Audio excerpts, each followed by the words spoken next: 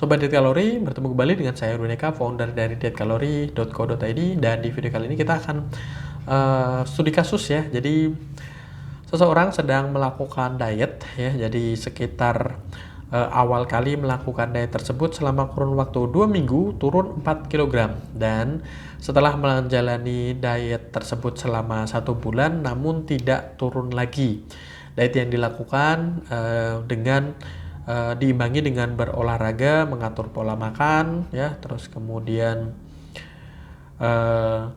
ya istirahat yang cukup dan lain sebagainya. Nah, jadi memang berat badan ini menjadi satuan utama ya, atau salah satu aspek yang paling penting ya berkaitan dengan penilaian apakah suatu jenis diet tertentu ini berhasil ataukah tidak. Namun yang perlu diperhatikan adalah ya, ketika menjalani diet ini, berat badan itu tidak serta-merta ya hanya turun yang secara signifikan saja. Namun terkadang ya bagi sebagian orang saat menjalani diet terus kemudian mengimbangi dengan olahraga, ada massa otot ya, ada jadi yang tadinya lemak berubah menjadi otot, terus kemudian ada cairan tubuh ya yang juga ketika kita nimbang berat badan itu juga ikut ditimbang dan lain sebagainya. Bisa jadi ya yang saat 2 minggu awal turun 4 kg, yang keluar atau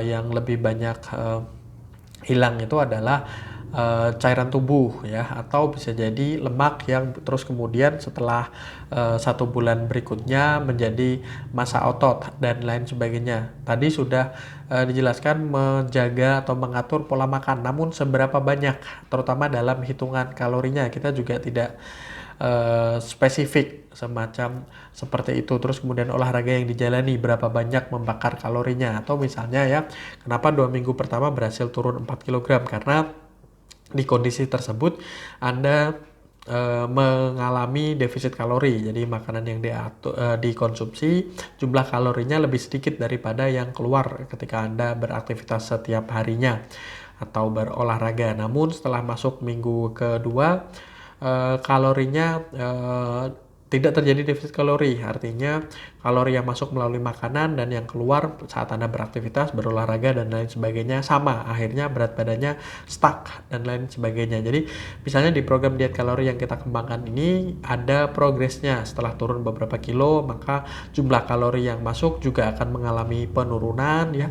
Kalau misalnya Anda mau menambahkan dengan misalnya jumlah kalori yang keluar ya, artinya aktivitas fisiknya ditambah juga akan lebih bagus dan lain sebagainya. Jadi ada progresnya, ada perkembangannya, karena ya tidak mungkin misalnya dengan cara yang sama terus kemudian bisa terus menerus turun terus gitu. Jadi akan ada sampai di kondisi ideal begitu. Jadi antara kalori yang masuk dengan kalori yang keluar itu seimbang ya, jadi tidak naik dan juga tidak turun, dan itu bisa dilakukan setelah berat badannya memang ideal dengan diukur melalui body mass index ya, atau indeks massa tubuh seperti itu. Oke ya, jangan lupa like, komen, dan share serta subscribe dan follow sosial media kami yang ada di bawah ini, dan sampai bertemu kembali dengan saya Erwin Eka dari dietkalori.co.